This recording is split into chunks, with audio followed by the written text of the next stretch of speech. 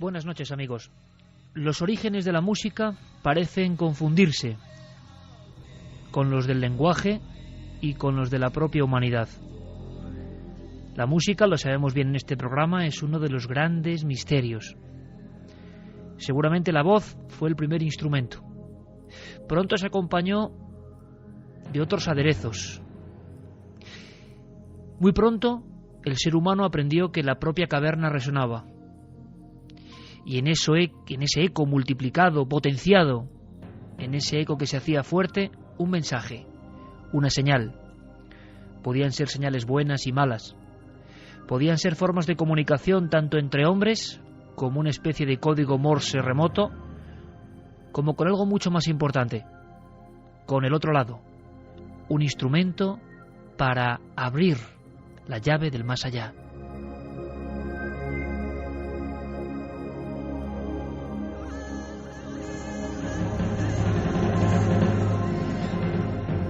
Nadie sabe cuándo comienza el hombre a componer de alguna forma sus primeros ritos.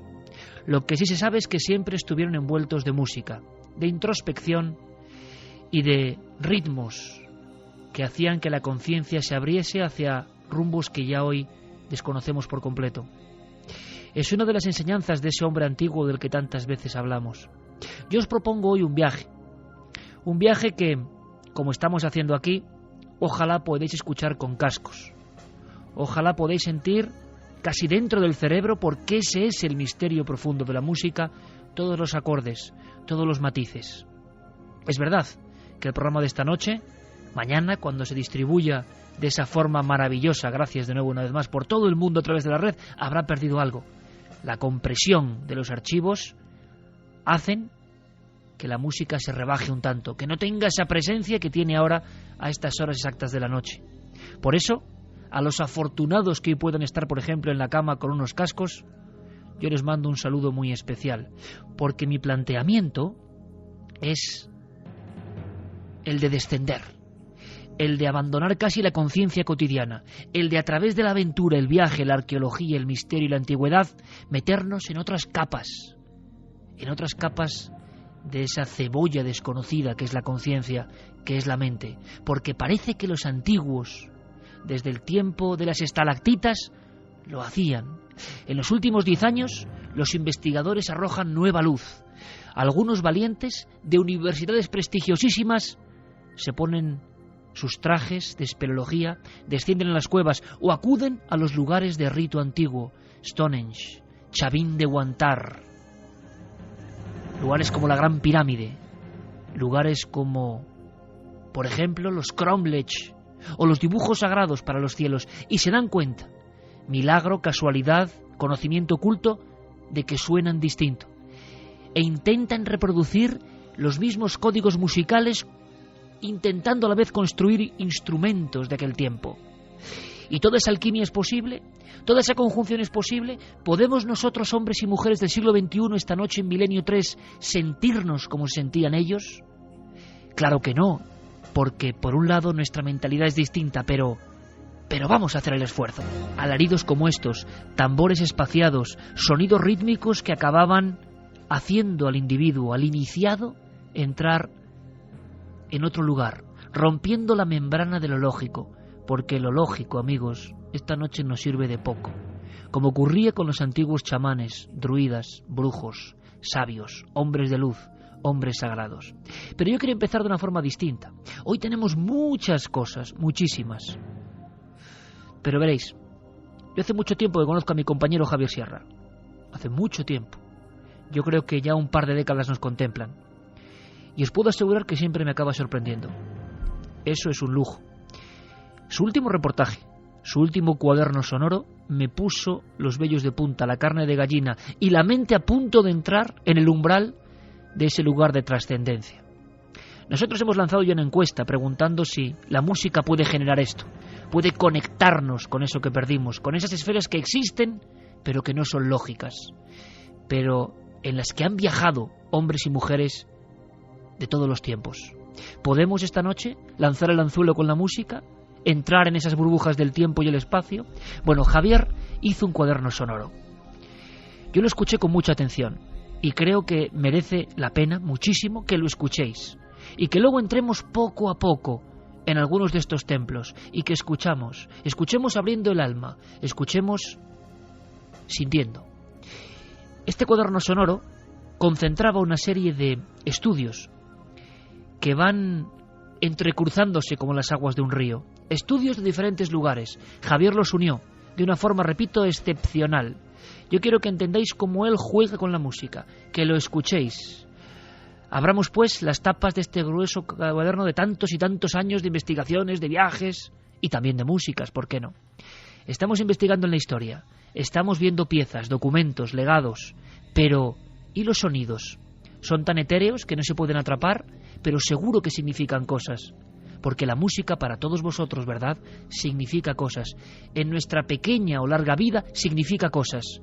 Imaginaos, por tanto, la música ritual, la que no era para vender, la que no era solo para divertir, la que era para hipervincularnos con el más allá. Tenía que ser una música muy especial, unos sonidos que son capaces de retumbar en nuestra sangre, en nuestro corazón. Vamos a hacer ese experimento. De inmediato abrimos este lujo, este cuaderno de un hombre, de un investigador, de un niño que sigue siendo curioso, nuestro compañero y amigo Javier Sierra.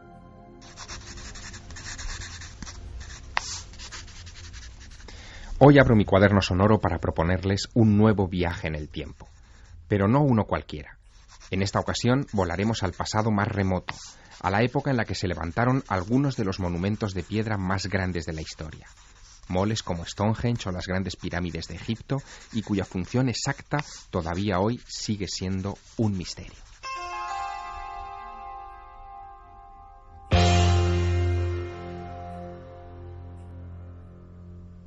Quizá no lo sepan, pero desde hace unos años existe una disciplina científica llamada arqueoacústica que trata de explorar el mayor y más invisible misterio que rodea a estos recintos. Hasta hace poco, nadie imaginaba que estábamos ante verdaderas cajas de resonancia, lugares de una acústica sorprendente, concebidos, sin duda, para impresionar a nuestros antepasados. Tome asiento, por favor. Relájese y por un momento cierre los ojos e imagine que ha dado un paso atrás en la historia, hace más de 4.500 años. Nos dirigimos a pie, atravesando el desierto de Giza, a las afueras del Cairo, rumbo a la Gran Pirámide. Sobre la arena dorada el calor es sofocante. Rachas de aire hirviendo nos empapan de sudor. Queremos llegar al corazón de este monumento para presenciar algo excepcional. En la Cámara del Rey, gravitando en una sala revestida de granito rojo, bajo 9 gigantescas losas de 400 toneladas cada una, este recinto se nos va a revelar como una colosal cámara de resonancia. Escucho de 1976, Paul Horn, un músico afincado en Canadá, llevó sus instrumentos musicales al Cairo para poner en marcha un experimento único. Iba a quedarse varias horas a solas en la Gran Pirámide con la intención de hacer allí pruebas acústicas con su voz, sus tambores y sus flautas.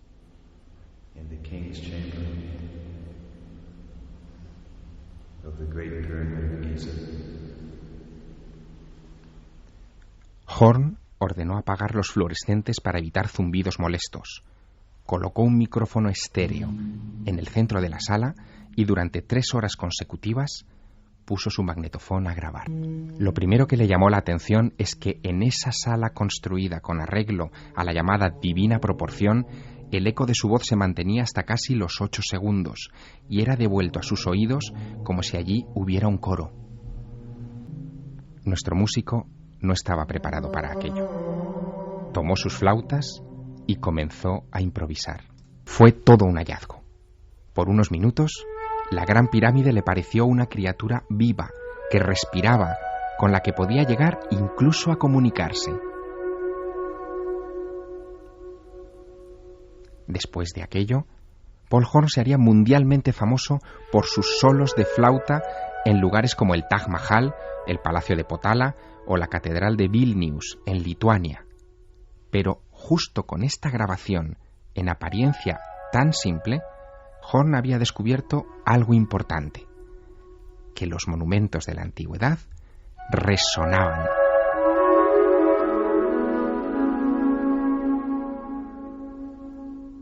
Una resonancia invisible hasta entonces, pero muy real, quizá imprescindible para comprender por qué estos espacios habían sido considerados sagrados en la antigüedad.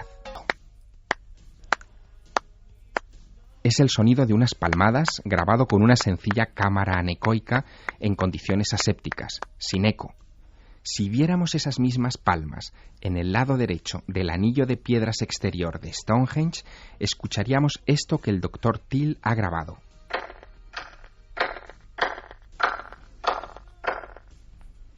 Curioso, ¿verdad? Aún hay más. Si nuestras palmadas sonaran en el centro del monumento, el eco que nos devolvería esta estructura de 4.000 años de antigüedad sería este.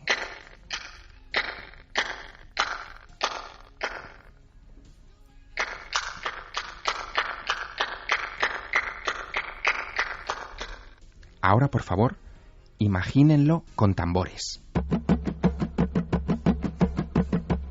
¿No es increíble? Según el Dr. Till, una ceremonia ancestral en este lugar sonaría algo parecido a lo que se escucha bajo mis palabras. Su efecto en la mente de los participantes sería embriagador. El ritmo y la frecuencia penetrarían en el cerebro de los oficiantes y abriría su percepción a visiones y sensaciones que para un arqueólogo convencional son imposibles de concebir. Aunque desde hoy, para los que conocen este cuaderno sonoro, ya no.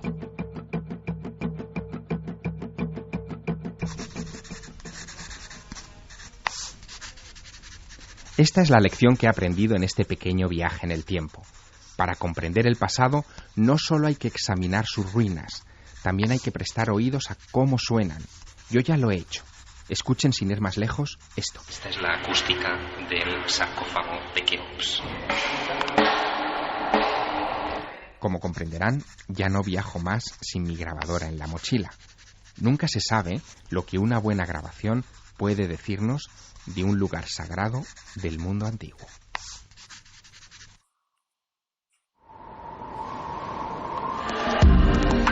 Nunca antes habías estado tan cerca de lo desconocido.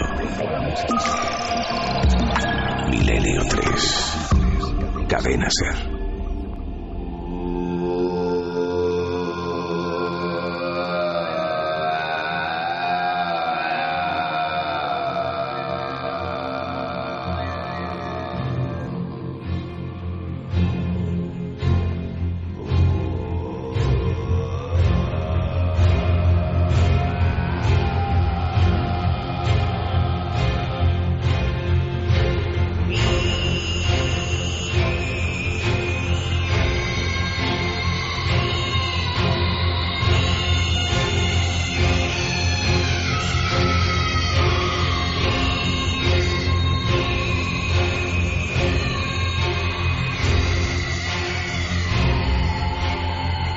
Racimos de voces humanas, racimos de voces chamánicas, racimos de sentimientos que parece que a veces se quedan en los lugares.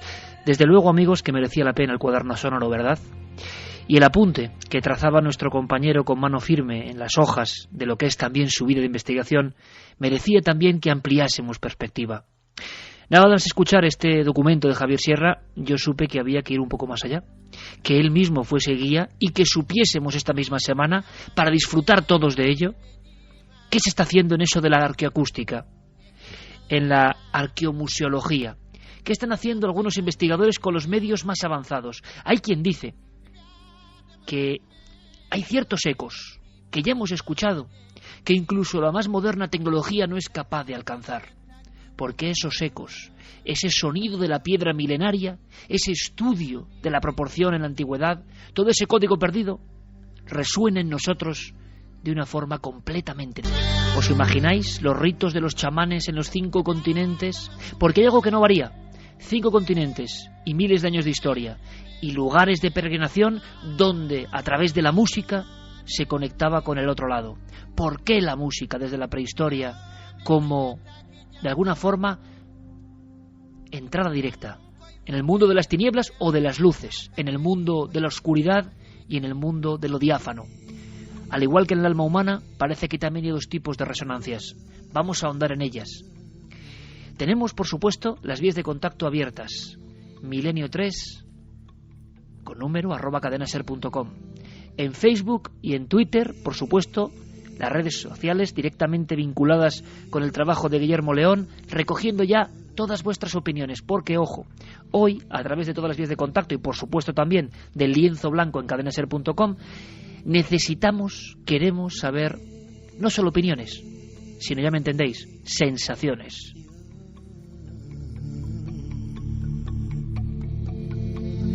Es decir, a ti, amigo oyente, que estás ahí al otro lado, en cualquier lugar, en el coche, en la cama, en el trabajo, que has podido aislarte quizá por milagro, ¿no?, de esta vida urbana y has conectado con el alma de la radio, a ti, amigo oyente, ¿a qué te suena todo esto? ¿Por qué te retumba de una forma especial? ¿Te sobrecoge? ¿Te amplifica el sentido de grandeza que tienen estos lugares? ¿Te sientes mejor? ¿Te sientes peor? ¿Por qué no hacemos el experimento? ¿Cómo resuenan en las almas del siglo XXI los ecos? Yo te lo dije en su día, me parece un viaje magistral a través del cuaderno sonoro, unos apuntes que, claro, dejan una posibilidad maravillosa, la de viajar a algunos lugares y sentirlos. Es cierto, parece que últimamente los hombres sesudos, serios y mujeres de la Universidad de la Ciencia están avanzando y están empezando a entender que no solo se puede medir, cortar, trocear, excavar, sino que además es que los lugares tienen un mensaje sonoro enterrado. Bueno, han descubierto que lo intangible, es decir, aquello que no se puede someter al análisis de nuestros instrumentos, es tan importante como lo tangible. Y además se están dando cuenta de algo incluso contracorriente. Fíjate, Iker, cuando nosotros entramos en un lugar sagrado, al menos esa es la mentalidad que tenemos en el viejo mundo, ¿qué es lo que hacemos? Nos callamos, entramos en silencio, ¿cierto? Un silencio de respeto. A lo mejor lo que hay que hacer es cambiar esa, digamos, tendencia. A lo mejor lo que hay que hacer es, por ejemplo, dar una palmada o poner a prueba nuestra voz. Y si nos devuelve eco, estamos probablemente ante un lugar sagrado. Vamos a descubrir muchas cosas esta noche, Iker. Por ejemplo, cosas relacionadas con las cuevas prehistóricas. Empieza ya a conocerse y a tenerse por cierto que los lugares donde se pintaban las cavernas en la más remota prehistoria eran los lugares curiosamente con mejor acústica, el lugar donde el eco era devuelto a aquellos que lanzaban un mensaje contra las piedras y tenían probablemente la misma impresión que hoy, tantos siglos más tarde, seguimos teniendo, que son las piedras las que hablan. Pero ahora, si os parece, primer punto de viaje directo, queremos conocer, Javier, los últimos datos sobre un lugar sorprendente. Yo voy a dar datos que suenan realmente pues asépticos en este programa de tanto sentimiento, que es lo que importa. Los datos serían Chavín de Guantar. Los datos serían junto a la Cordillera Blanca, cerca del Huascarán, el gran monte sagrado de más de 6.000 metros en el pleno corazón del Perú. Los datos serían 327 a.C. Los datos podrían ser una especie de ídolo extraño de 5 metros y 53 centímetros, amenazador, con cabezas extrañas, con grandes dientes, colocado en un lugar singular, en un lugar iluminado tenuemente, en un lugar en mitad de un laberinto, exactamente igual que pasaba en la prehistoria.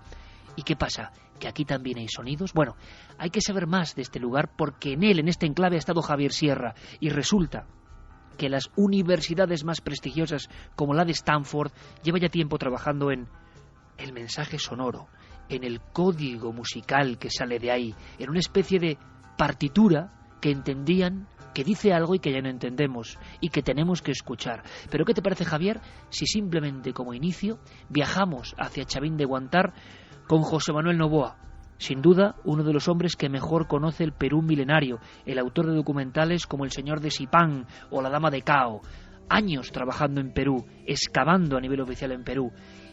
Y fíjate, Javier, tú lo vas a entender, nada le ha impresionado tanto como el encuentro con esos seres monstruosos en el laberinto subterráneo de Chavín de Guantar. Vamos con este guía y luego Javier coge el relevo. Nos espera el secreto de esa música sagrada que por algún motivo sonaba allí.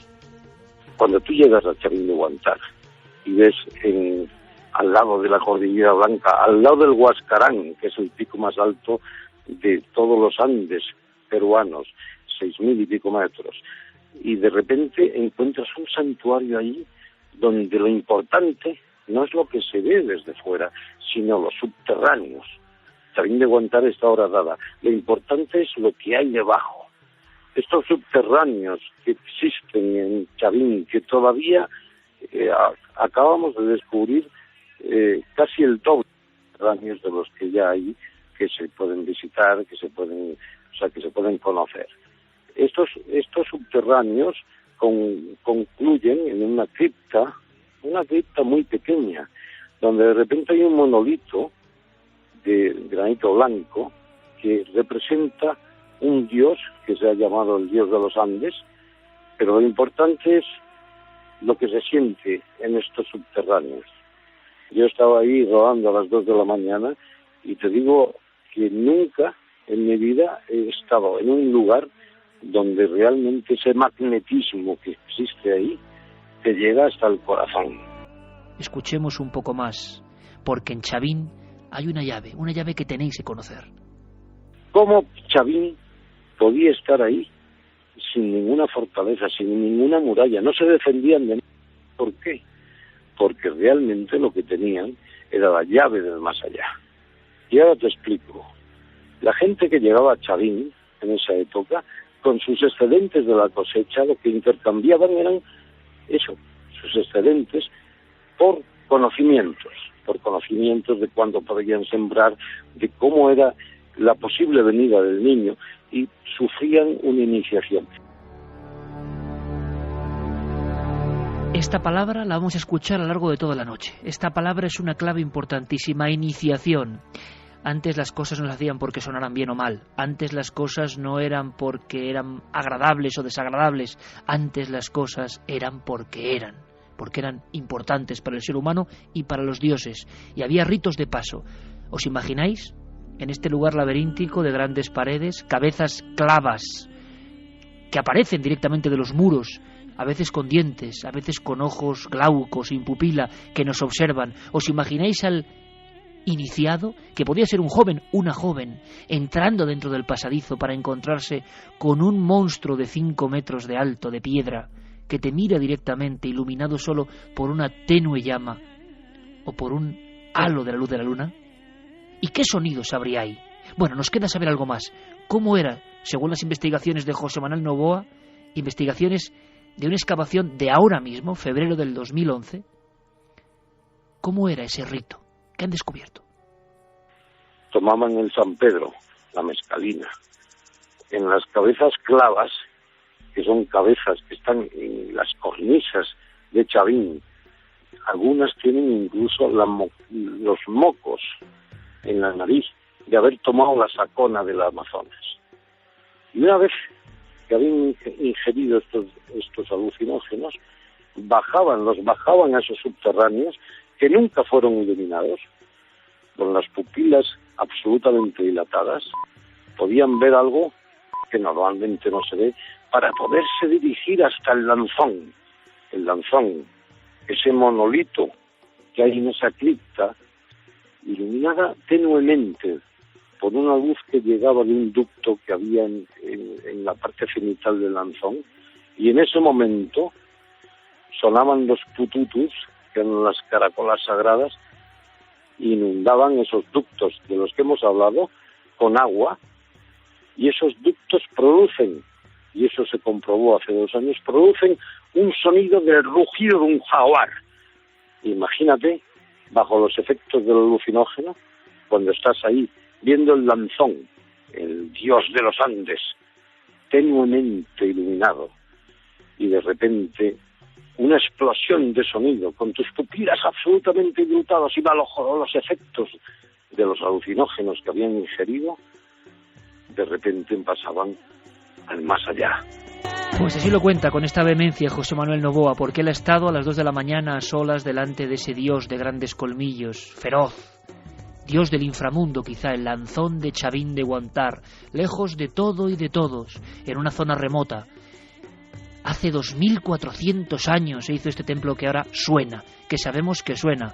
Javier, tú estuviste allí y solo perimetrando el lugar vemos que hay muchos más enigmas. Antes de saber cómo son los sonidos, te encontraste con historias absolutamente maravillosas. Me encontré con historias alucinantes, Iker. Chavín de Guantar está a unos 250 kilómetros al norte de Lima.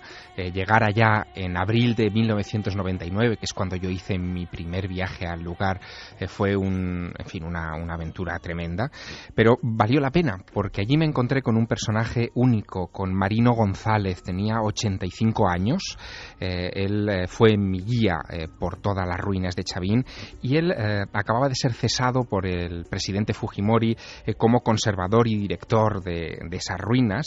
Lo había nombrado protector vitalicio, pero este hombre se conocía aquel lugar como la palma de su mano. Él había visto algo que creo que es importante para ponernos en situación esta noche. Ese lugar fue inundado por una aluvión de barro en 1945. Hasta el año 45 estaba despejado. Todo el mundo sabía más o menos dónde estaban los edificios y los subterráneos, pero en el 45 quedó anegado en el fango, y durante años y años, décadas y décadas, se ha estado excavando sobre lo que recordaban los ancianos y también sobre lo que recordaba Marino González. Lo que no se podía esperar, don Marino, que desgraciadamente ya ha fallecido, lo que no se podía esperar es que en uno de aquellos reductos, en uno de aquellos pasadizos subterráneos de los que vamos a hablar esta noche mucho, se habían encontrado quizá las pistas para descifrar el enigma. Habían encontrado, Iker, restos de gigantes. Escuchamos cómo me lo decía Marino en aquel abril del 99. Hay una galería que no se puede continuar con descubrimiento porque hay vigas caídas, rajadas, que no se puede continuar. Hay encontrado restos humanos que debe ser Chavín. Midiendo el fémur, se ha comprobado que ha llegado a tener la estatura de 2 metros. ¿De 2 metros? 2 metros. Así que este dato se confirma con los datos de los cronistas del 1554, Cieza de León, Vázquez de Espinosa. Dice que los habitantes de Chavín eran gigantes.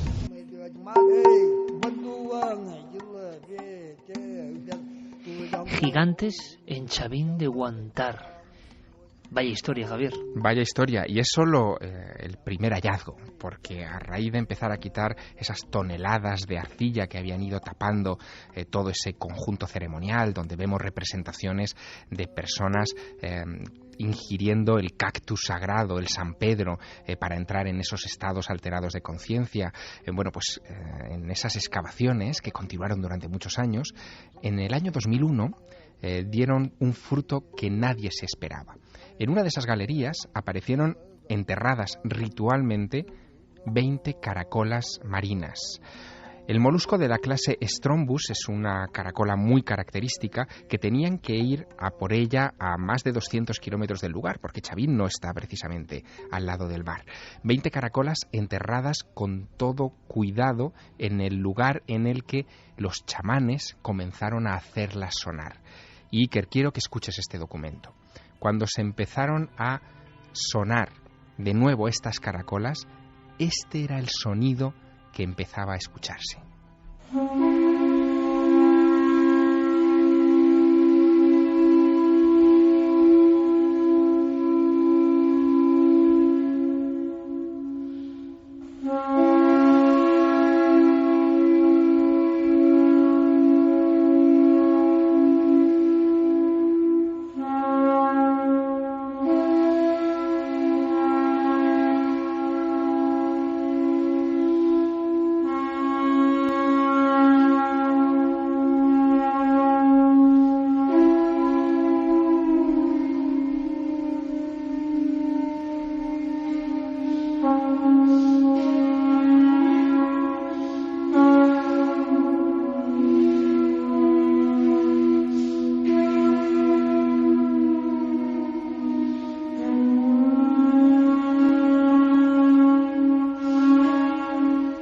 No es difícil imaginarse el impacto, ¿verdad, Iker?, que podía causar esto estando en el interior de esos túneles. Hombre, ahora mismo cientos de miles de amigos están escuchando las entrañas del templo más enigmático, quizá del norte del Perú, Chavín de Guantar, y que ellos se imaginen delante de esa figura, de una figura tremenda, que le pongan los ojos, los dientes, la cara que ellos quieran, que se imaginen en ese pasillo estrecho, oscuro, claustrofóbico, a solas. Escuchemos un poco más, Javier.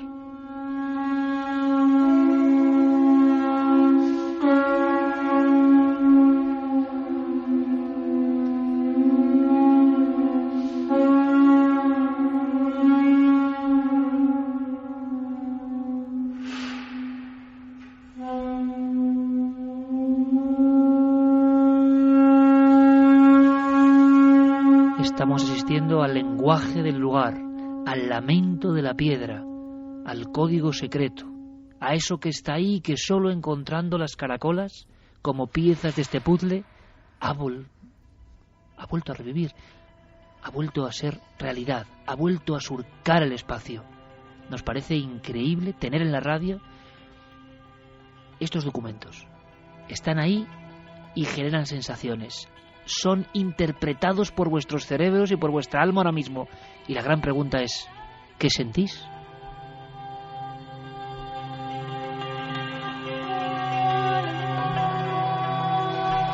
En Chavín suena un lenguaje extraño y vamos a saber algo más. Últimos datos que trae Javier Sierra, pero antes, Carlos Largo, compañero, buenas noches. Buenas noches, Iker. Bueno, impresionante el sonido de una caracola. Claro, para muchos, científicamente, simplemente el sonido de una caracola. Para las culturas antiguas, nada de eso.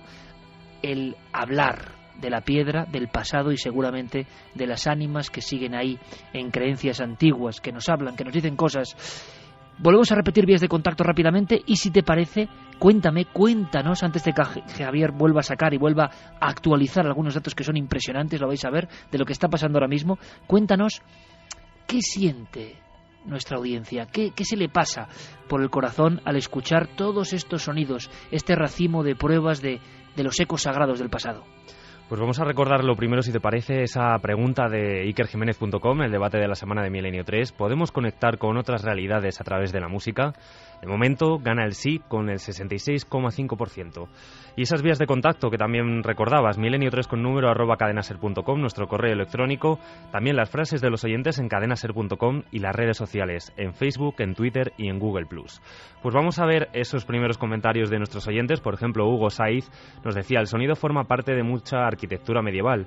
Colocándote en el centro de algunas salas de castillos medievales, al hablar o hacer algún sonido constante, notas cómo el eco o la reverberación se concentra justo en el punto en el que estás situado.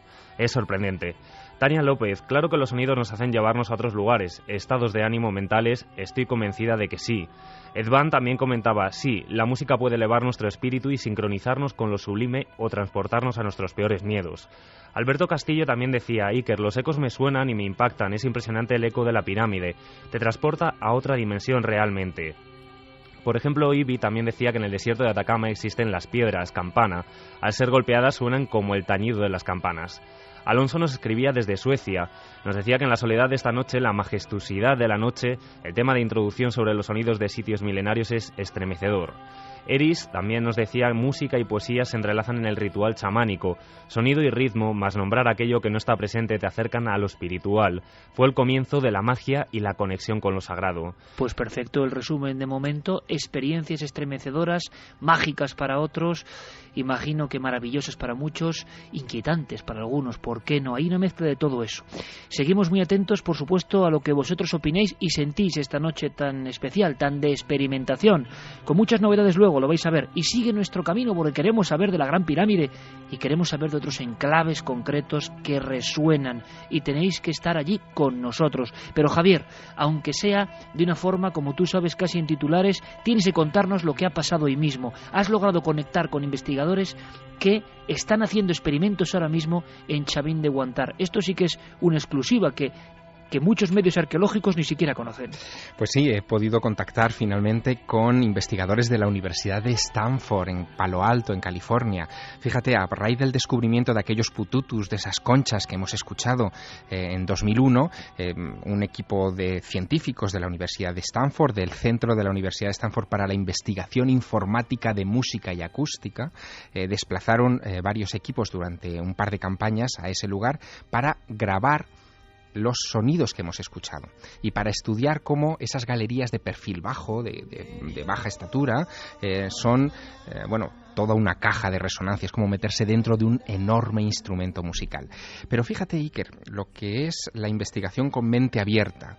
No solamente fueron con equipos electrónicos, con grabadoras de alta sensibilidad, con racimos de micrófonos que distribuían en diversas partes de esos laberintos, sino que también se pusieron en contacto con chamanes, con gente de la tradición andina, que les ayudaron no solamente a tocar esos instrumentos, sino también a comprender la función mágica del sonido, eso que se supone que se había perdido, pero que la tradición podía haber heredado a través de los siglos. Y he podido hablar con dos personas importantes hoy mismo, Iker. Uno es Tito La Rosa, que es un chamán peruano, un músico muy respetado en ese país, y también con Miriam Collar, que es una investigadora que se encarga precisamente para la Universidad de Stanford de esta investigación, de esta indagación. En el caso de Tito, yo quiero que le escuches definiéndonos cómo él ve a Chavín de Huántar. Chavín es el templo del sonido, ¿no? Fue construido sintiendo el sonido. El sonido cumplió una función central en la espiritualidad, en las ceremonias de esta civilización. Para empezar, es un templo construido bajo el nivel, en subterráneo, con ductos y canales por las que se vertía agua y el agua producía junto con el aire un sonido muy especial. Y dentro de toda esta magia ingresan los pututos, ¿no? Los pututos son trompetas de caracol que se utilizaban para anunciar la llegada de visitantes. Los pututos eran los que te comunicaban con lo divino, eran instrumentos para despertar. Yo he experimentado en Chavín, tocando en la plaza circular, los pututos originales. Es estremecedor, su sonido afecta directamente los sentidos, ¿no? Trabaja en tu corazón, trabaja en tu pecho, trabaja en tus huesos, ¿no?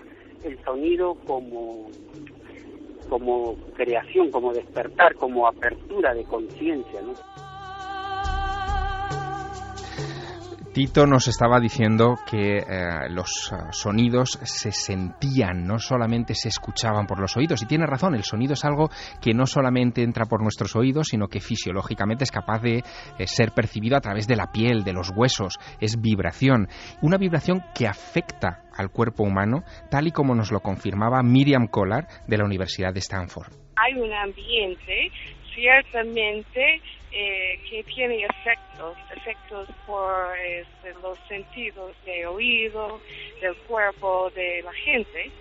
Y con esto podemos ver si en la arquitectura hay diseño a través de tiempo, secuencia de 800,000 años más o menos de construcción.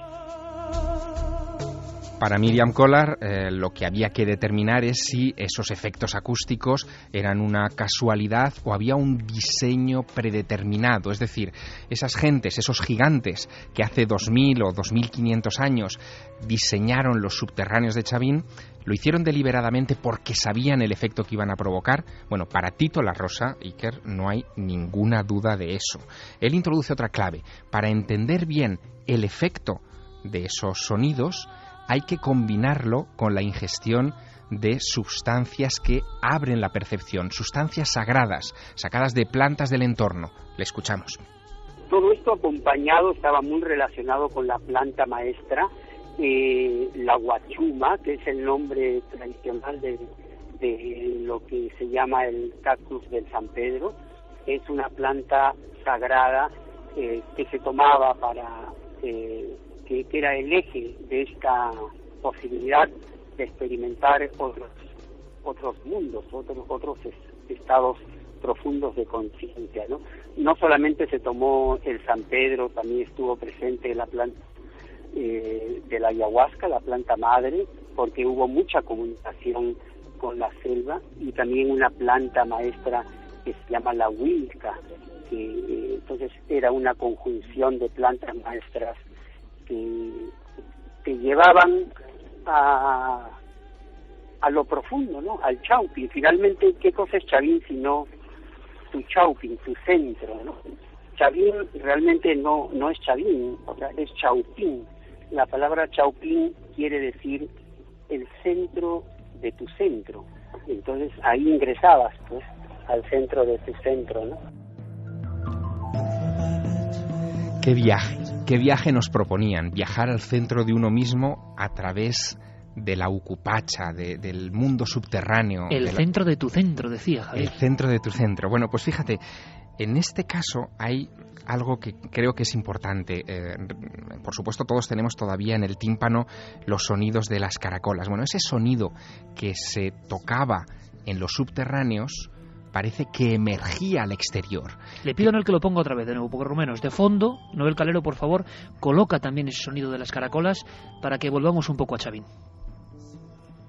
Pues ese sonido, como te digo, que se tocaba en los subterráneos, terminaba desbordando los propios subterráneos y emergía hacia la plaza ceremonial en la que parece que se reunían un montón de personas para atender a los oficios sagrados. Este sonido.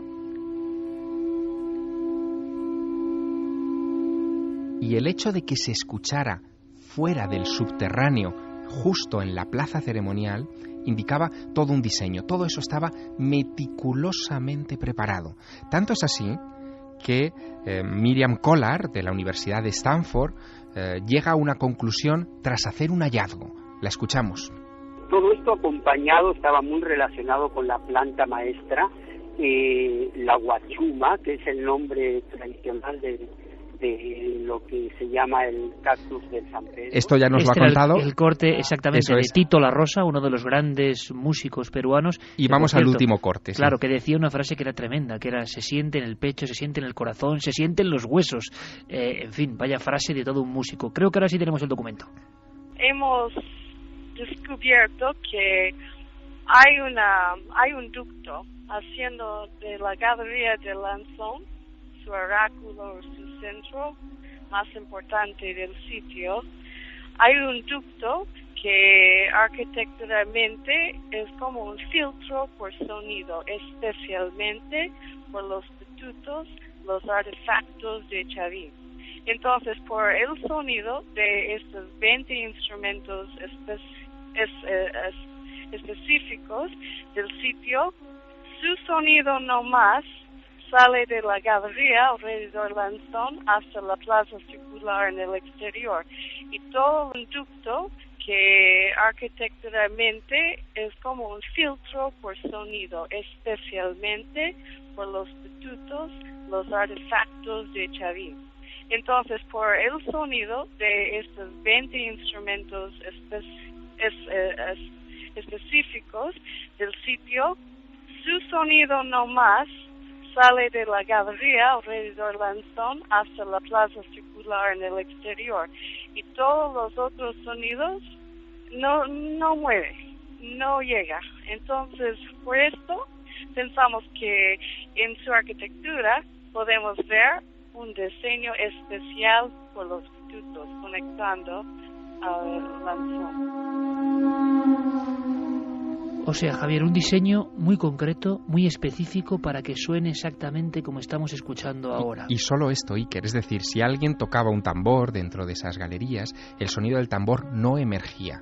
Es como si se hubiera preparado aquello, con sus ángulos y sus recovecos, para que solo rebotase el sonido de estas caracolas.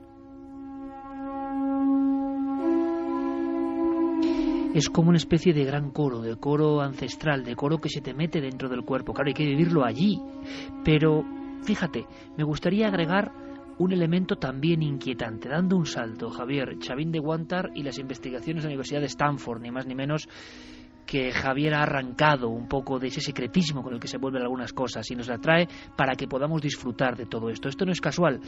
De alguna forma los ingenieros acústicos están viendo que los antiguos diseñaban todo esto por algo. Y claro, como decía el músico Tito La Rosa, cuando uno está ahí de noche a solas con esa música, siente cosas indescriptibles, inefables. La palabra no llega. Pero quiero, para agregar como un aldabonazo tremendo, a las 2:21 de la madrugada, que escuchéis algo que me ha puesto la carne de gallina en otro sentido.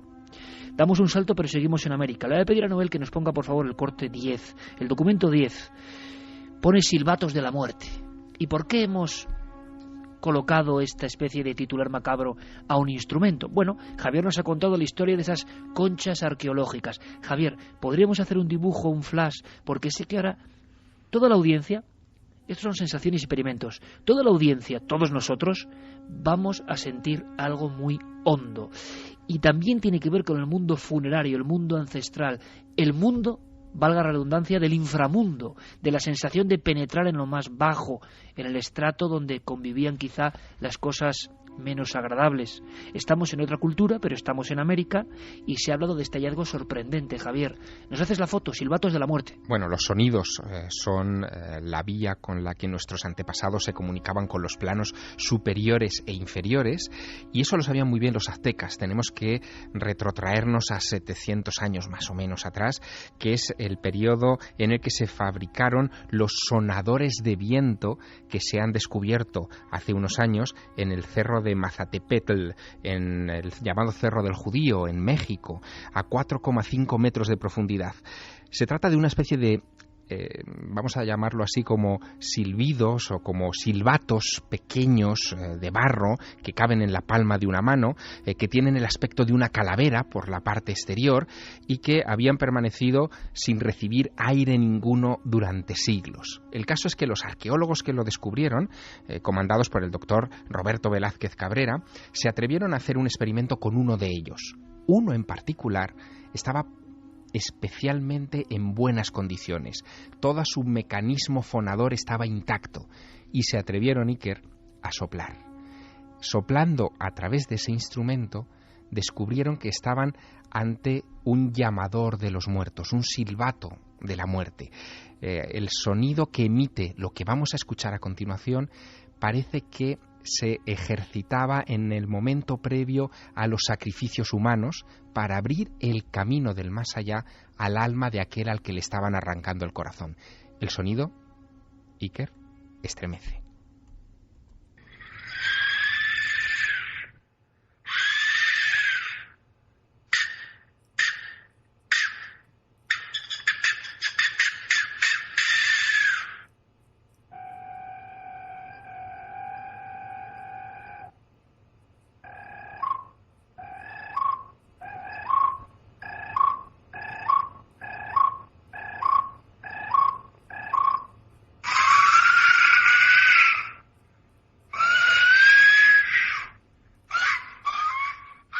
Iker, es solo viento a través del barro. Barro con forma de calavera. Nada menos. Escuchamos.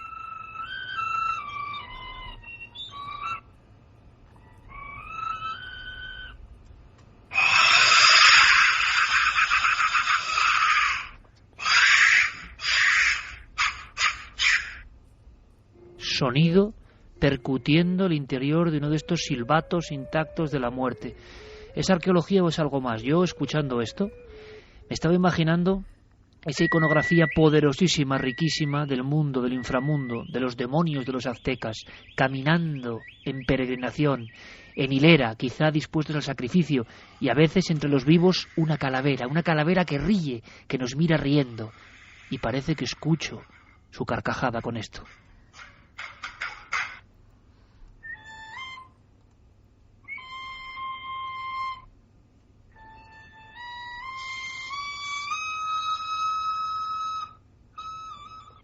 Absolutamente siniestro, como siniestro es el inframundo de los aztecas. Por favor, pensad en esto. Llegan los arqueólogos, descubren entre la tierra estos silbatos, los hacen sonar, vuelve el viento después de prácticamente 13 siglos y sale ese sonido. ¿Casualidad? Permitidme que lo dude. Corramos un tupido velo, Javier, que esto nos ha puesto los pelos de punta de verdad. Esto era la danza macabra de verdad, el castañeteo casi de los dientes de la muerte riéndose de verdad.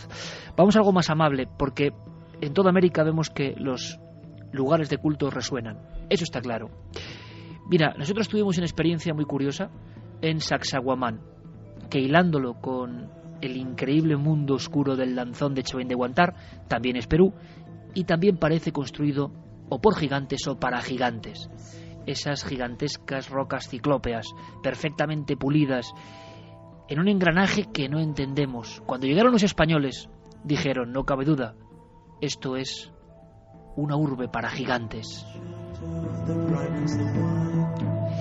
Allí dentro hicimos nuestros experimentos. y algunos de los compañeros arqueólogos y guías que custodian este lugar sagrado donde los haya, en plenas faldas del Cuzco, en lo que llaman ombligo del mundo, nos hizo una breve muestra, sencillísima, el poder del eco, un eco que volvía con tanta fuerza que parece que te hablaba directamente a través de los huesos, el corazón y el pecho. Y claro, nos explicaron cómo podían ser las ceremonias, con todo tipo de sonidos, que la imaginación vuele, viaje. Este es un fragmento de aquel reportaje, en este caso de Carmen Porter, y cómo vivimos esa experiencia, ese sonido del eco antiguo. Antes de abandonar el recinto nos fijamos en que nuestras cámaras y micrófonos están recogiendo perfectamente el sonido de unos muchachos que se encuentran muy a lo lejos, en la colina donde se dice que tenía el trono el Inca. Nos acercamos más a los muros y las palabras se hacen comprensibles. Miramos estupefactos a nuestro acompañante cuzqueño y Juan nos saca de la duda. Las ceremonias incas eran masivas, con gente. Con mucha gente, seguramente estaba concentrada acá. Y una vez que lograron este complejo arquitectónico, en la parte alta donde están aquellas estacas, instalaron el trono del Inca. Y ellos, como en aquel tiempo no tenían parlantes, no tenían amplificadores, utilizaron estas cajas acústicas para llegar con el mensaje al pueblo al cual se dirigían.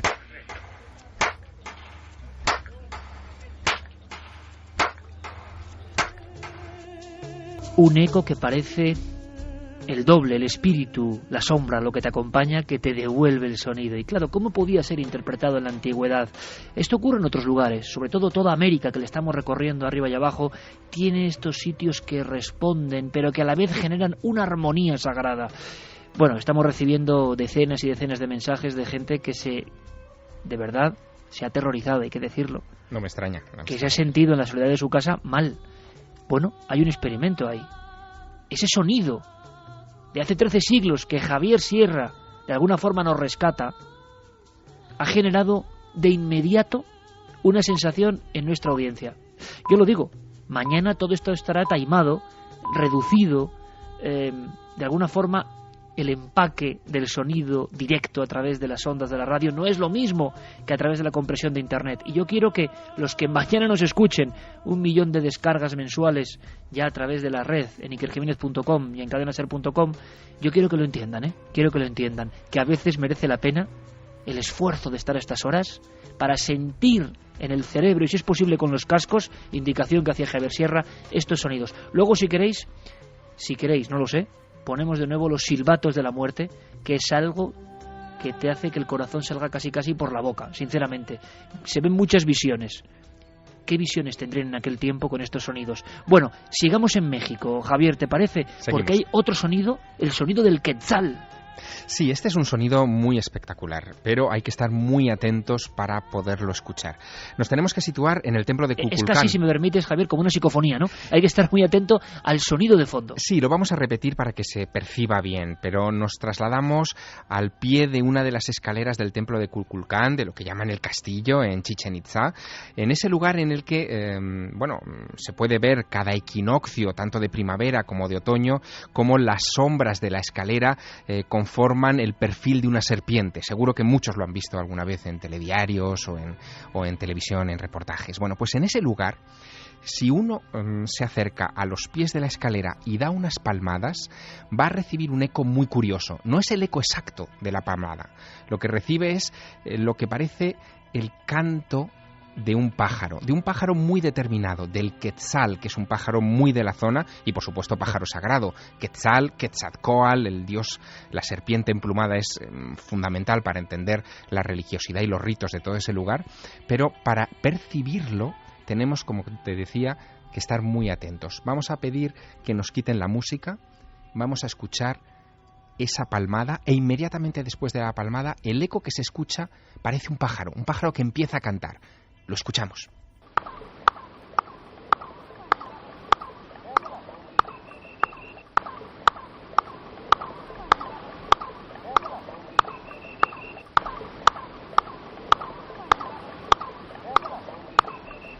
Ahora imagínate miles de palmas en ese lugar, miles de gorjeos, de quetzales, de pájaros sagrados que de lo invisible, de la nada, de esas piedras de la pirámide que asciende a los cielos, a la patria del dios Quetzalcóatl, te responden.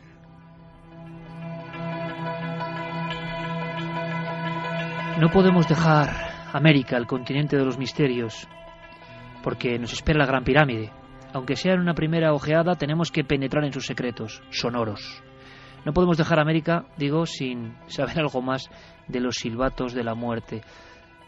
Pequeños objetos, Javier, forma de calavera, seguramente asistieron a ritos de sacrificio, y decías que entre los que se obtienen en la última hornada, uno parece que suena perfectamente, ¿no? Sí, uno suena perfectamente y se toca por primera vez, Iker, en el año 2006. Es decir, que el periodo de adormecimiento de este silbato de la muerte ha sido infinito.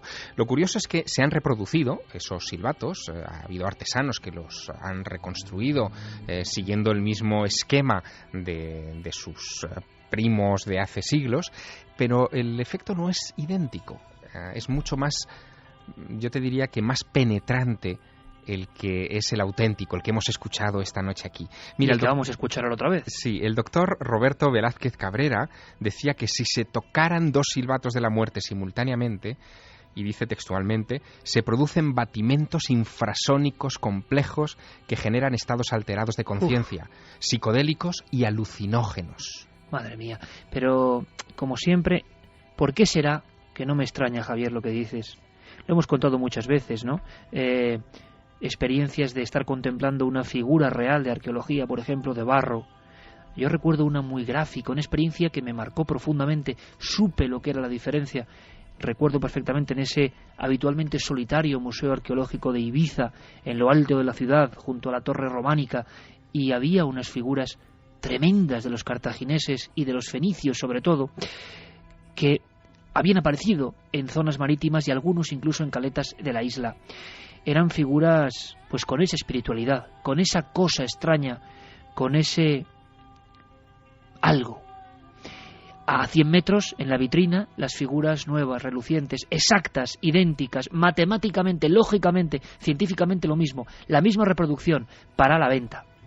Claro, el efecto era tremendo, porque es que estaban unas a 50 metros de la otra. Había que ver unas, ir rápidamente a la vitrina de las originales, volver otra vez y volver a las nuevas, y darse cuenta del contraste tremendo. Eran lo mismo, pero no tenían nada que ver. Había un auténtico ánima que rodeaba, algo que conectaba con lo más profundo de nosotros. Dicen los físicos más avanzados de la física cuántica, dicen los filósofos, dicen los psicólogos incluso, que las últimas formas de espiritualidad en este mundo de hoy, las últimas llaves de ese más allá, de esa cosa que no es lógica ni es medible, pero que está, son la música y el arte antiguo. Seguramente hay mucha más ciencia de lo que parece en esa afirmación. Escuchemos de nuevo los silbatos de la muerte, es necesario. Nos hemos quedado tan helados que hay que volver a escucharlos. Le pido a Noel Calero que en esta noche de cascos, en esta noche de transistores, que suena ya antiguo, todos cerremos los ojos. Hagamos la prueba, amigos. Hagamos la prueba. Cerremos los ojos. Imaginémonos en ese camino hacia el templo, en esa pasarela de piedra. Al fondo quizá un sacerdote o sacerdotisa, y quizá algo parecido a un tumi o cuchillo ritual de hoja ancha esperándonos. E imaginemos las visiones que tenía aquel que iba ya condenado hacia el más allá. Tenía que estar viendo ya, casi en los laterales de sus propias retinas, la presencia de esas calaveras omnipresentes en el mundo e inframundo mexicano. Pero lo que no sabíamos es que el sonido y mensaje de esas calaveras se perpetuó bajo tierra y que podía ser resucitado.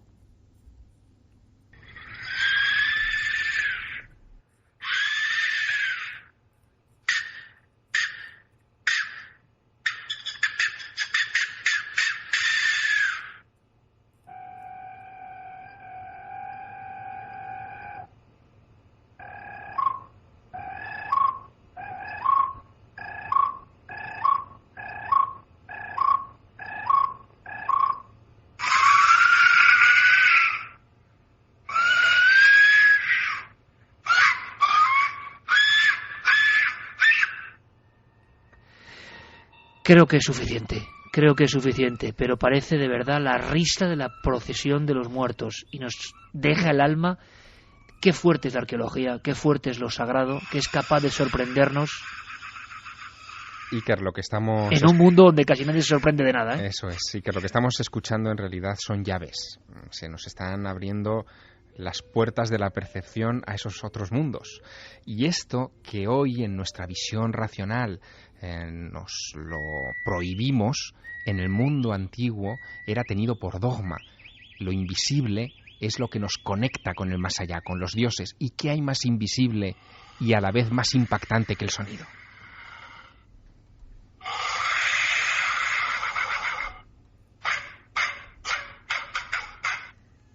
Simplemente, y se ha grabado, el sonido expulsado. Científicamente, aire a través de un objeto con forma de vasija votiva. Sí, esto dirían los arqueólogos, pero quizá esto sea lo que menos importe. Qué programa tan especial y qué interesante, ¿verdad?, era el cuaderno sonoro que tantas sorpresas oculta de nuestro compañero Javier Sierra. Yo creo que hay que hacer otros programas sobre el sonido de la antigüedad. No cabe otra. Nos quedará la prehistoria, nos quedará Egipto, nos quedará Stonehenge, nos quedará la Mesopotamia, nos quedará Oceanía, nos quedará el África profunda. Yo te animo, Javier, a que lo hagamos, pero sí, eso sí, tenemos que poner por lo menos algo, aunque no desvelemos todo, pongamos algo de la Gran Pirámide. No, el compañero, ponme a Paul Horn, del que hablaba Javier en su cuaderno, ese hombre que se convierte en instrumento dentro de la Gran Pirámide. Ahí hemos estado tú y yo, y sobre todo tú, porque has estado a solas, has tenido ese lujo, has sentido cosas y quizá ahora nos quieras contar, por lo menos alguna pincelada. Entremos en la Gran Pirámide. En un momento, Paul Horn, el músico, a solas se da cuenta de que él es parte de esa máquina de conectar con los dioses, Javier. La grandeza de Paul Horn es que él entró allí sin una partitura. En realidad lo que está haciendo, y él lo contó cuando salió de la Gran Pirámide, es dejarse llevar.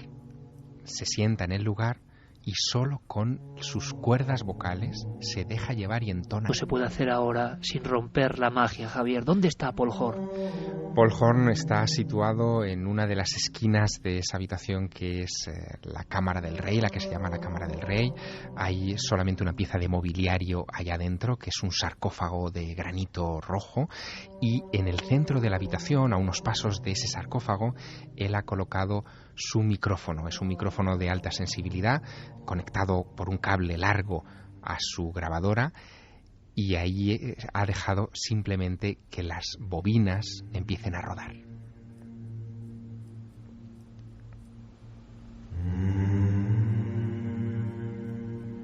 Está solo, Iker, totalmente solo. ¿Te identificas con esta experiencia, Javier? Absolutamente. Yo, de hecho, cuando estuve solo en la Gran Pirámide, muchos años después, en 1997, hice también alguna prueba de esta clase. Tratar de entonar algo, un tono sostenido, una especie de mantra, y la verdad es que dejé de hacerlo porque me asusté. Impacta. Es como si de repente esas paredes que tú sabes que son rectas se abombaran y empezaran a devolverte el sonido. Es como si se arquearan, como si fueran tela. Y bueno, yo creo que ese momento fue muy, muy impactante, y me descubrió que el sonido es esencial para entender esos lugares. De hecho, es la llave que los abre. Vamos a escuchar las flautas. ¿Cómo sonaban las flautas dentro de la Gran Pirámide? En un momento dado, Paul Horn se da cuenta de que todo eso es un enorme condensador de sensaciones, emociones y cosas imposibles de explicar. Los músicos están muy cerca de esas cosas. Los genuinos músicos, los que sienten como Paul Horn. Me lo imagino y solo, con sus aparatos. Tendremos que hablar con el Javier, desde luego. Tiene 82 años, ¿eh? Seguro que si podemos hablar con él. Vamos a escuchar un poco cómo retumbaba la Gran Pirámide con el sonido tan peculiar de la flauta. Fijaos, dicen que el primer instrumento artefacto al margen de la voz humana, fue la flauta en huesos de pájaros, flautas en la prehistoria. ¿Cómo suenan en Egipto? Suenan así. Ahora mismo, en este preciso instante, nuestras células, lo más profundo de nosotros, nuestras moléculas, están encontrando, porque así es la física más profunda, un eco, están reverberando con algo que tiene el sonido, tiene la fuerza, tiene la entidad de los prácticamente 5.000 años de historia de la Gran Pirámide.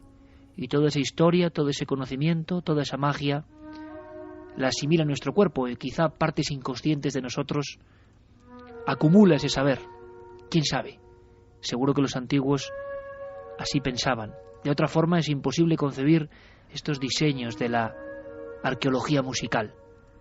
Ha sido un breve viaje porque, viendo la perspectiva que se abre con todo esto, Javier, tenemos que ahondar, tenemos que recorrer los 5 continentes y tenemos que traer a nuestros amigos más piezas que nos hagan casi rebrincar como esta noche. ¿Qué te parece?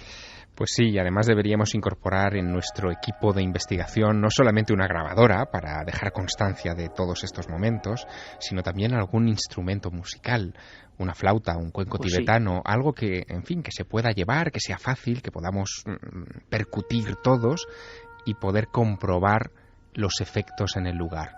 Déjame contarte que Paul Horn graba unos años antes de este disco otro que se llama Inside en el Taj Mahal en 1968, en ese año en el que en torno al Taj Mahal y en torno a la cultura india se reúnen muchos artistas. Ahí está Shirley MacLaine, están los Beatles, Paul Horn está en medio de toda esa vorágine y en ese momento conoce al gurú Maharishi y a la meditación trascendental y todo lo que ello implicó en la cultura pop, pero en vez de decantarse por lo que hicieron estos otros artistas, él quiso comprobar que el sonido ayudaba a la meditación. Grabó un primer disco en el Taj Mahal del que vendió 750.000 copias. Eso es nada, o sea, en el año 68, y a partir de ahí se propuso ir recorriendo poco a poco todos los lugares importantes sagrados del mundo. Y se dio cuenta de que no todos tenían esa resonancia. Le costó encontrar otros como la Gran Pirámide o como el propio Taj Mahal, pero en su esfuerzo ha pasado varias décadas recorriendo todos los lugares y llegando a conclusiones muy curiosas. Por ejemplo, que hay puntos en la naturaleza no construidos por el hombre, sino por los dioses, que también resuenan como esto que estamos escuchando. Perfecto, el colofón. Se abría esta historia, esta viñeta del pasado y del presente y del futuro con el cuaderno sonoro. Hemos disfrutado enormemente y nos guardamos, os lo aseguro amigos, un sinfín de documentos, de sonidos, de historias y de sensaciones.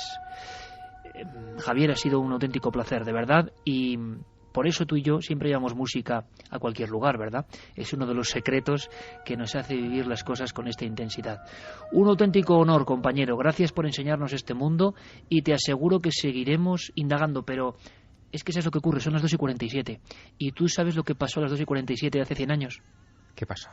¿No te imaginas? Sí, me lo imagino. 1.500 almas en apuros, en serios problemas. El Titanic, ahora mismo, justo ahora, y tiene que coincidir con Milenio 3, claro, ocurrió la tragedia.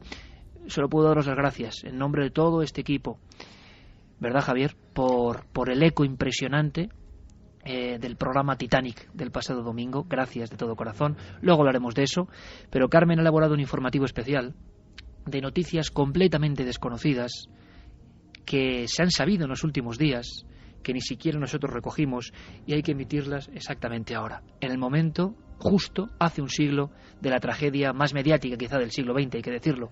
100 años de misterios del Titanic que continúan. Javier, un honor y un placer, amigo, como siempre. Que siga la investigación y que siga la pasión. Un abrazo grandísimo. Otro para ti y seguirá el viaje. Personas nos han dicho que si ya estaba todo contado del Titanic, al ver el programa descubrieron que no, evidentemente. Lo increíble es que sigue habiendo aluvión de informaciones.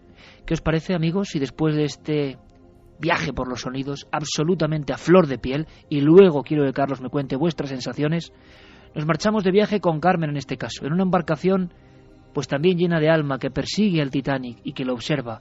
¿Es posible que en estos días, que hasta ahora haya nuevas noticias a la hora exacta del impacto, del extraño impacto con aquel iceberg que rajó el casco del Titanic? Sí, hay noticias y por eso, un siglo después, informativo especial en la SER. A esta misma hora, hace 100 años, en las frías aguas del Atlántico, a 400 millas de Terranova, se hundía el buque de los sueños, el transatlántico insumergible, el Titanic.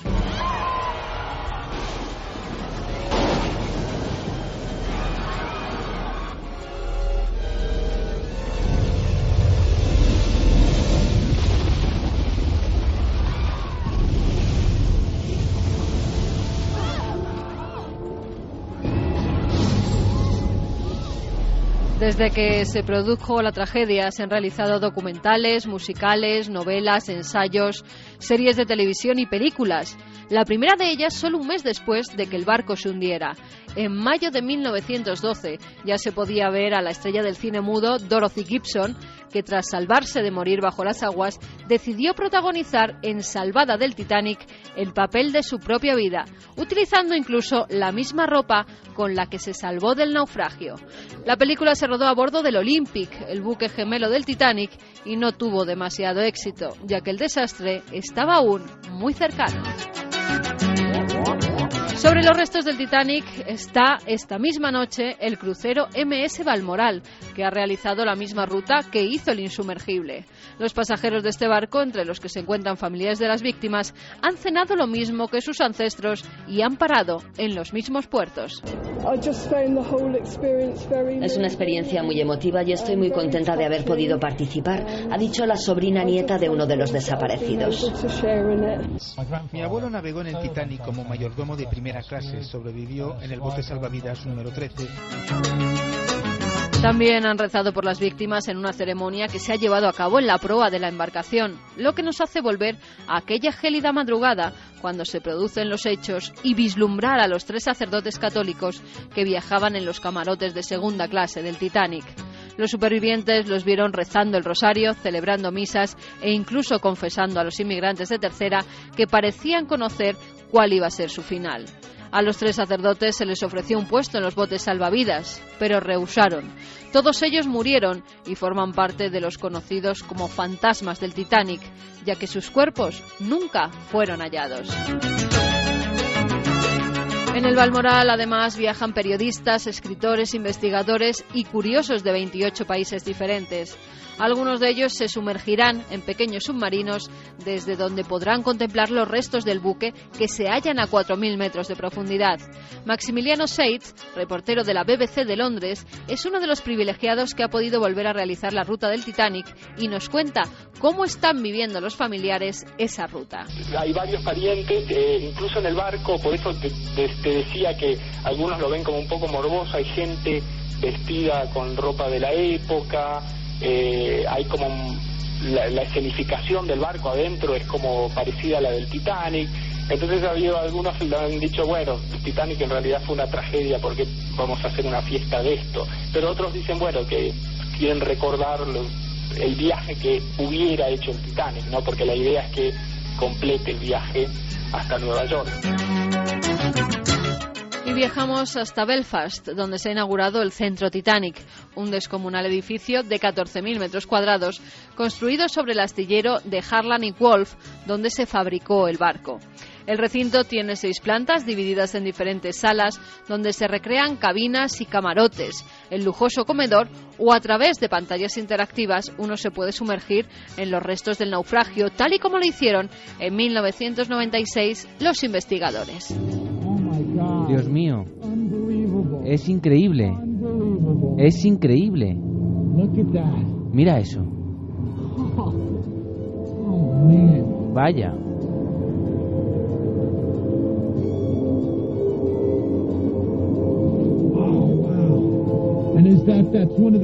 Esa es una de las grúas que utilizaban para levantar las anclas, ¿no? Dios mío, mira eso, mira eso. Además, a través de los efectos especiales, el visitante podrá sentir el frío que tuvieron los pasajeros del Titanic y vivir la angustia de los últimos minutos del buque. Para los que quieran investigar un poco más sobre el Titanic o conocer mejor a la tripulación y los pasajeros, la Fundación Ancestry ha publicado unos 200.000 documentos inéditos hasta ahora sobre ellos. Y entre estos hay una carta que Emily Richards, una de las supervivientes, escribió cuando se encontraba en el Carpathia, el barco que la rescató y que echa por tierra la teoría de que el primer oficial fue el culpable del hundimiento. En la misiva, la británica aseguraba que el capitán estaba en el bar bebiendo y le había pedido a otros que se ocuparan de la navegación. El naufragio fue culpa del capitán. Por su parte, Louise Patten, la nieta de Charles Littler, único oficial del Titanic que sobrevivió al desastre, escribió en el libro God as Gold revelaciones que hizo su abuelo sobre las verdaderas causas del hundimiento del barco. La más sorprendente es la que afirma que el hombre al mando del timón, Robert Hitchins, sintió pánico al conocer la presencia del iceberg y giró el Titanic equivocadamente. Además, se revela el misterio de por qué no había prismáticos en el barco, y es que al parecer el abuelo de Patten reemplazó a David Blair en la tripulación antes de zarpar desde Southampton, y este olvidó entregarle la llave del armario donde se guardaban los binoculares. También han hecho declaraciones los descendientes del propietario del transatlántico Joseph Bruce Ismay, retratado como un cobarde y arrogante magnate al que le entró el pánico cuando el buque comenzó a hundirse. Dicen que se disfrazó de mujer para subir a uno de los botes salvavidas. Pero su bisnieto asegura que no fue así, que ayudó a mujeres y niños a subir a los botes y él lo hizo cuando ya no quedaba ninguno de ellos en cubierta. Además, tiene documentos que lo prueban, como una carta de un hombre que le agradecía que hubiese salvado a su mujer, una azafata australiana llamada Evelyn Marsden. Historias humanas que salen a la luz, aunque hay algunos que lo ven como un espejismo. Es el caso de Tim Maltin, que ha declarado que en la noche de la tragedia hubo un espejismo sobre el nivel del mar. Falso espejismo o espejismo superior, así llama el historiador al fenómeno que se pudo producir hace hoy 100 años. Este efecto se da cuando chocan dos frentes de aire, uno muy frío y otro muy cálido, y el resultado es una ilusión óptica que altera la posición aparente de los objetos, por lo que el vigía pudo ver un falso horizonte y vislumbrar el iceberg cuando ya estaba encima. Pues sí, al parecer todos viajábamos en el Titanic, diferentes porciones de lo que es la humanidad. Desde luego nosotros al Titanic le guardamos un gran respeto, porque hemos notado que ese interés enorme por todo lo que ocurrió continúa vivo. Y quiero ampliar esas gracias. Lo del domingo fue realmente, no voy a decir inesperado, pero sí brutal, porque ese programa fue líder de toda la noche, de toda nuestra franja, de las emisoras nacionales a cualquier nivel, y eso, tal y como está el patio y tal y como está en general la televisión, es de verdad un auténtico honor y una alegría, porque nosotros intentamos contar cosas que nos interesan, cosas que nos hagan aprender algo, y eso de aprender algo ya empieza a ser también un fenómeno paranormal. No es conseguir audiencia quizá de cualquier forma, es hacerlo siendo fieles a lo que nosotros creemos. Yo quiero agradecer a los muchos millones de personas que vieron por lo menos una hora del programa del Titanic. Y quiero agradecer a todo este equipo, del primero al último, que trabaja con todo el entusiasmo, con toda la fe, con toda la alegría, conscientes de que es una aventura fantástica. Es como un cuento hecho realidad esto de contar cosas al público, a nuestros amigos, a nuestra familia, así la consideramos.